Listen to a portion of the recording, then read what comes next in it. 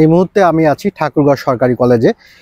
এই বছর ঠাকুরগাঁও এই কলেজ থেকে কিন্তু প্রায় ১৯ জন মেধাবী শিক্ষার্থী দেশের বিভিন্ন সরকারি মেডিকেল কলেজে চান্স পেয়েছে এবং তাদেরকে কিন্তু অল্প কিছুক্ষণ আগে এই কলেজের যে অধ্যক্ষ জিন্নাতুন নাহার তিনি সংবর্ধনা দিয়েছেন। তিনি ফুল দিয়ে প্রথমে তাদের বরণ করে নেন, এরপরে মিষ্টি খাওয়ান এবং তাদেরকে সংবর্ধনা দেন। মেডিকেল ভর্তি পরীক্ষায় সফলতার সাথে উত্তীর্ণ হয়ে মাগুরা মেডিকেল কলেজে ভর্তি হওয়ার সুযোগ পেয়েছি।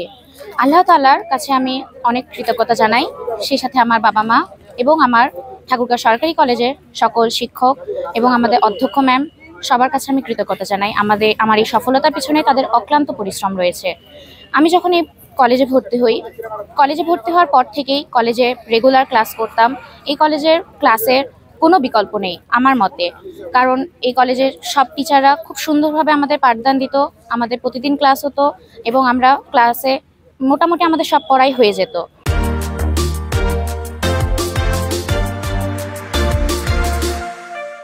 এবছর মেডিকেল ভর্তি পরীক্ষায় উত্তীর্ণ হয়ে নীলফামারী মেডিকেল কলেজে পড়ার সুযোগ পেয়েছি। আমি ঠাকুরগাঁও সরকারি কলেজের 23-24 শিক্ষাবর্ষের স্টুডেন্ট ছিলাম এবং আমাদের এই সাফল্যে ঠাকুরগাঁও সরকারি কলেজকে অনেক ধন্যবাদ। আমি অনেক কৃতজ্ঞতা জ্ঞাপন করছি আমার সকল শিক্ষকদের, সেই সাথে বাবা মার কথা স্মরণ করছি। আমরা আজকে এখানে একত্রিত হয়েছি মূলত ঠাকুরগাঁও সরকারি কলেজের 2024-25 শিক্ষাবর্ষে বিভিন্ন সরকারি মেডিকেলে ভর্তিকৃত ছাত্রছাত্রীদেরকে ফুলেল শুভেচ্ছা ও মিষ্টিমুখ করার জন্য। তো এই মিষ্টিমুখ এবং ফুলের শুভেচ্ছায় তাদেরকে আমরা সিক্ত করছি। আসলে ঠাকুরগাঁও কলেজের এই যে ইতিহাস, প্রতি বছর আমরা এইরকম আয়োজন করে থাকি, যারা বিশেষ করে মেডিকেলে ভর্তি পরীক্ষায় চান্স পায় বা বিভিন্ন পরবর্তীতে পাবলিক বিশ্ববিদ্যালয়ে চান্স পায়, তাদেরকেও আমরা একত্রিত করে আবারও সবাইকে একটু আনুষ্ঠানিকভাবে শুভেচ্ছা জানাই।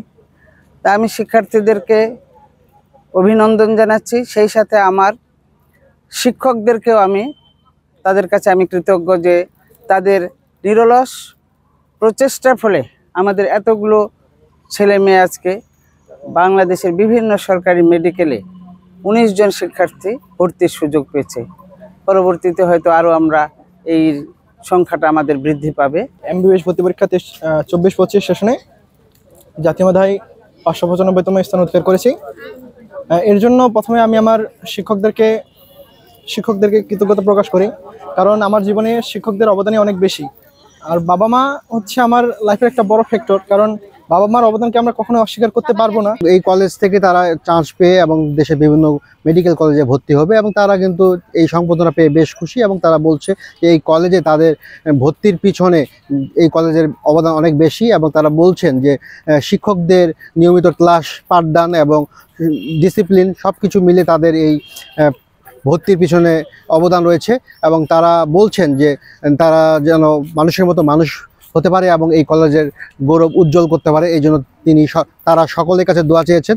সব মিলিয়ে আজকের এই সংবর্ধনা এই ছিল আমার কাছে সর্বশেষ।